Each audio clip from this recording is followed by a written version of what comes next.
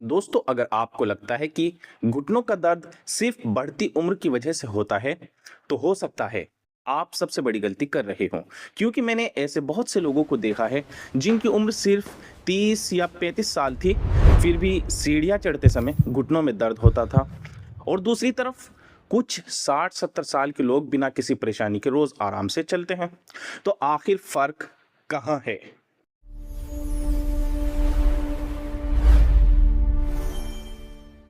दोस्तों, मैं हूं हेल्थ एजुकेटर माज और इस चैनल पर कोशिश यही रहती है कि बिना फेक हैक्स और बिना झूठे दावों के आसान भाषा में सही हेल्थ इंफॉर्मेशन आप तक पहुंचाऊं। अगर आपके घुटनों में दर्द रहता है, चलने पर आवाज आती है, बैठने के बाद उठते समय तकलीफ होती है या सीढ़ियां चढ़ते समय घुटने जवाब देने लगते हैं, तो ये वीडियो आखिर तक जरूर देखिए।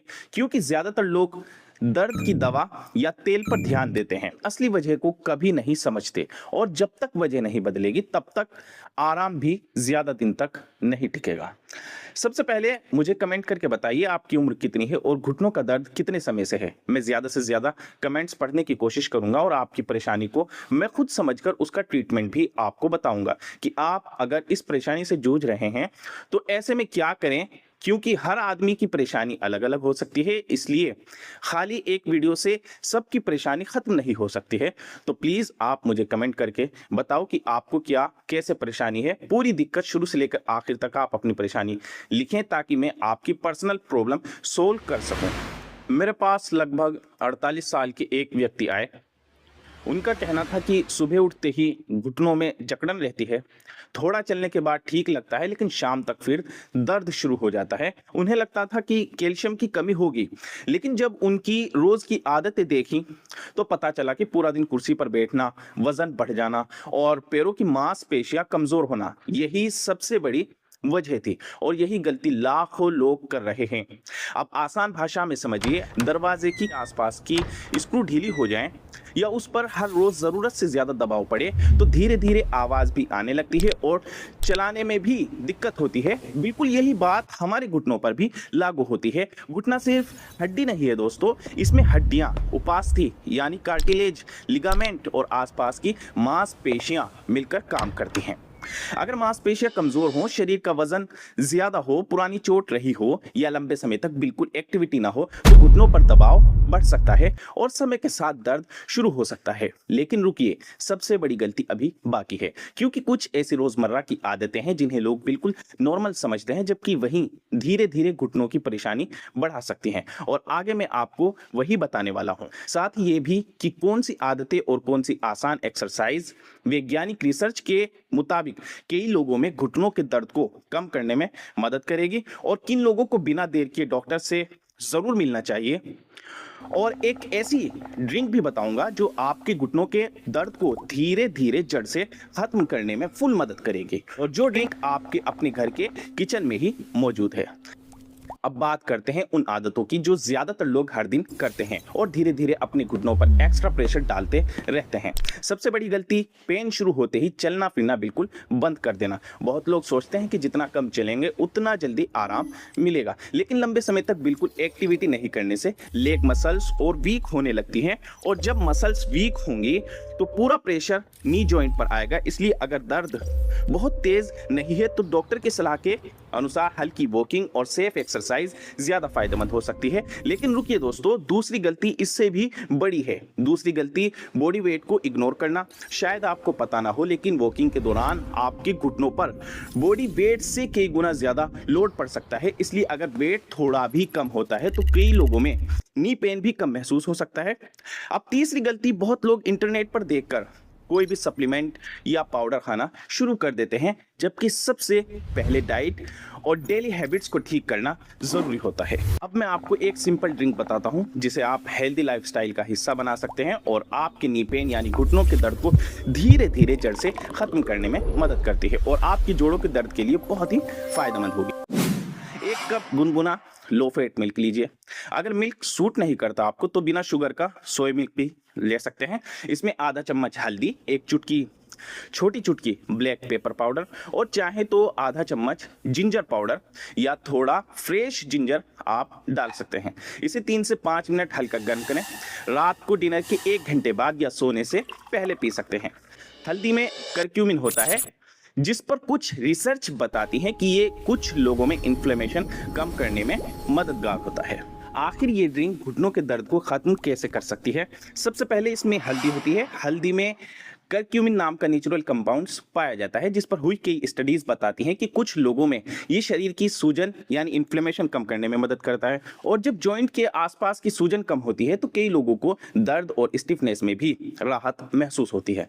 लेकिन एक बात हमेशा याद रखिए, हल्दी अकेले इतना अच्छा काम नहीं करती, इसलिए इसमें ब्लैक पेपर मिलाई जाती है। ब्लैक पेपर में पाइपरीन होता है जो करक्यूमिन को शरीर में बेहतर तरीके से एब्जॉर्ब होने में मदद करता है, इसलिए दोनों का कॉम्बिनेशन ज्यादा यूजफुल माना जाता है।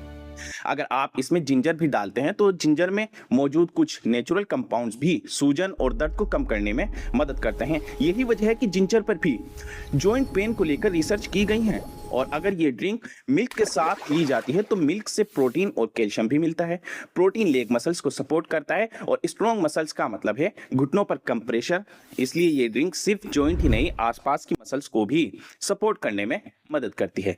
लेकिन दोस्तों ध्यान रहे, ये कोई मैजिक ड्रिंक नहीं है। अगर आप पूरा दिन बैठे रहेंगे, वेट बढ़ता रहेगा, एक्सरसाइज नहीं करेंगे तो सिर्फ ये ड्रिंक पीने से नी पेन ठीक नहीं होगा। सबसे अच्छा रिजल्ट तब मिलता है दोस्तों जब इस ड्रिंक के साथ रोज walking, muscle strength exercise, weight control और हेल्दी डाइट भी फॉलो की जाए। लेकिन इसका असर हर व्यक्ति में एक जैसा नहीं होता। और अगर आपको गॉल ब्लैडर की प्रॉब्लम है, ब्लड थिनर मेडिसिन चल रही हैं या कोई दूसरी मेडिकल कंडीशन है तो पहले अपने डॉक्टर से बात जरूर कर लें। लेकिन सिर्फ ड्रिंक से काम नहीं चलेगा, आपको इस ड्रिंक के साथ अब जो बातें मैं बताऊंगा ये भी आपको फॉलो करनी होंगी, फिर आपको रिजल्ट 2 गुनी 3 गुनी तेजी से मिलेगा। अब रोज सिर्फ 10 मिनट का रूटीन आपको फॉलो करना है। पहले 3 मिनट स्लो दोस्तों बिल्कुल स्लो वॉकिंग करनी है, फिर 10 बार आपको chair sit to stand exercise करनी है, उसके बाद 10-10 बार आपको स्ट्रेट लेग रेस दोनों पैरों से करना है, फिर 30 सेकेंड्स हैमस्ट्रिंग स्ट्रेच करनी है और आखिर में 5 मिनट आराम से वॉकिंग करनी है। यही रूटीन कई लोगों में नी सपोर्ट के लिए मददगार होता है। अब एक और बड़ी गलती, सीढ़ियां उतरते समय पूरा वेट एक ही पैर पर डाल देना। अगर दर्द रहता है तो रेलिंग का सहारा लें, धीरे चलें और अचानक जंप दोस्तों बिल्कुल ना करें।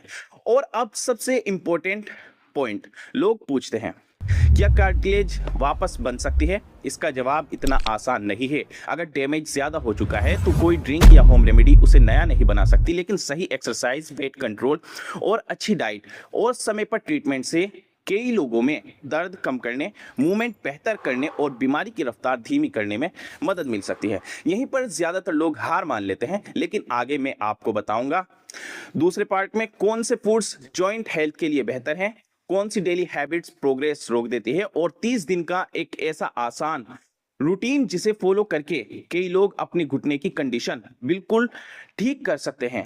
अब सवाल आता है, अगर आज से आप ये सारी बातें फॉलो करना शुरू करें तो फर्क कब तक महसूस हो सकता है? इसका कोई एक फिक्स्ड आंसर नहीं है दोस्तों, क्योंकि हर इंसान की उम्र, वेट, मसल स्ट्रेंथ और नी डैमेज अलग अलग होता है। लेकिन अगर दर्द सिर्फ शुरुआत में है और वजह लाइफस्टाइल है तो कई लोगों को 4 से 8 हफ्तों में धीरे धीरे फर्क महसूस होने लगता है, जबकि पुरानी आर्थराइटिस या ज्यादा डैमेज वाले केसेस में लंबे समय तक रूटीन फॉलो करना पड़ सकता है। लेकिन कुछ ऐसी गलतियां हैं जो पूरी मेहनत पर पानी फेर देती हैं। पहली, पेन कम होते ही एक्सरसाइज छोड़ देना।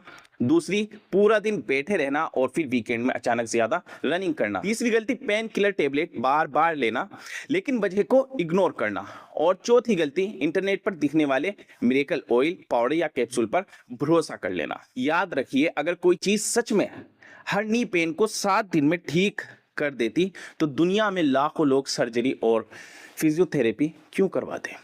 अब आपको मैं कुछ प्रो टिप्स देता हूं जो आसान भी हैं और ज्यादातर लोग इग्नोर करते हैं। अगर आपका वेट ज्यादा है तो सिर्फ 5 से 10% वेट कम करना भी कई लोगों के नी जॉइंट पर प्रेशर घटाने में मदद कर सकता है।